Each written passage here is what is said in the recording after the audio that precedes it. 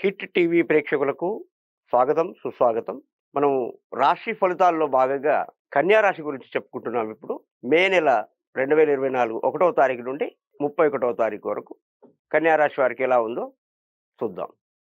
అయితే ఈ యొక్క కన్యా రాశి వారికి ఒకటో స్థానంలో కేతు ఉండడం, మళ్ళీ సప్తమం నుండి రాహు, కుజుల యొక్క వీక్షణ కొంత 15వ తారీఖు వరకు కలవరపెట్టే అవకాశాలు, కొంత ఆరోగ్య పరిస్థితి కలవరపెట్టే అవకాశాలు గానీ, తర్వాత భార్యాభర్తల మధ్య అన్యోన్యత లోపించడం అనేటువంటిది కూడా కొంత కానవస్తుంది.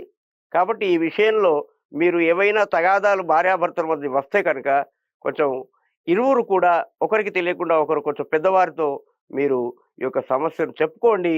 అనుభవం ఉన్న వారితో వారి సలహాలు తీసుకోండి. అలా తీసుకున్నట్లయితే మీ యొక్క జీవితంలో వచ్చేటువంటి పెద్ద ఉత్పాదాలకు, ఆపదలకు వారు బ్రేక్ వేసే అవకాశం ఉంది. వారి యొక్క అనుభవంతో మీకు మంచి చక్కటి సలహాలు చెప్పి మీ యొక్క జీవితాన్ని ఒక మంచి మార్గంలో పయనింపచేసేటువంటి అవకాశం ఉంది. కనుక మీరు ఇద్దరు కూడా అంటే ఇటు కన్యా రాశి వారు, వాళ్ళు పురుషులైనా, స్త్రీలైనా వారి యొక్క భార్యాభర్తలు, అంటే వారి ఒకవేళ భర్త అయితే వాళ్ళ భార్య, లేదా భార్య అయితే భర్త, ఇద్దరు కూడా సంయమనం పాటించాలి. అలా పాటిస్తే జీవితం బాగుంటుంది.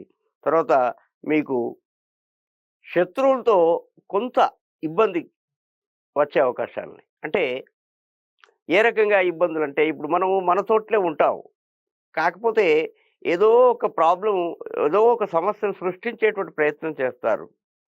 ఏదో ఒక సమస్యను సృష్టించి మనకు మానసికంగా ప్రశాంతత లేకుండా చేసేటువంటి పనిని చేసేటువంటి అవకాశం ఉంది. కనుక మనము అలాంటి వారిని మొట్టమొదలే పసిగట్టి వారికి కొంచెం దూరంగా మసలుకోవడం. ముఖ్యంగా వీళ్ళు ఫలానా వాళ్ళు కొంచెం దుర్మార్గులు అని మనకు తెలిసినట్లయితే వాళ్ళతో కాస్త జాగ్రత్తగా మెదిలి, కొంచెం నవ్వుతూ, నటిస్తూ కొంచెం దూరంగా ఉండడం ఎంతైనా మంచిది.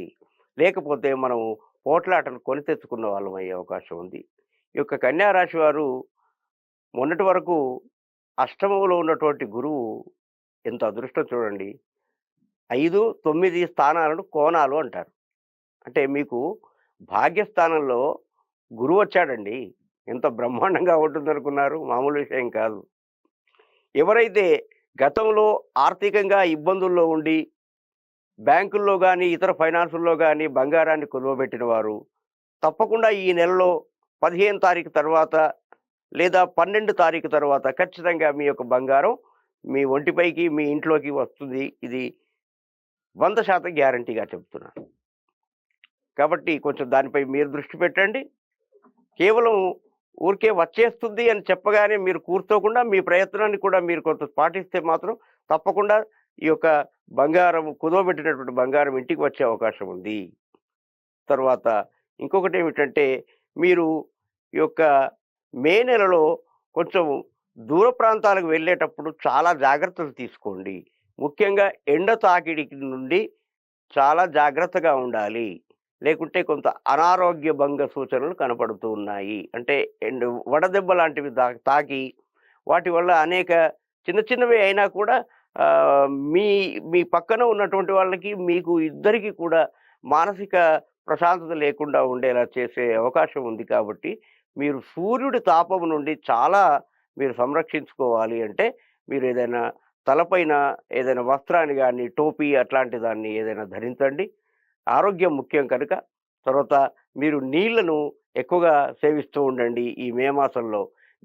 బయటకు వెళ్ళేటప్పుడు ఖచ్చితంగా మీ వద్ద ఒక టవల్ లేదా చేతి రుమాలు దగ్గర ఉండేటట్లుగా, తర్వాత కొంత నీరు దగ్గర ఉండేటట్లుగా చూసుకోమని ఈ యొక్క మా టీవీ తరఫున మేము కోరుకుంటున్నాం.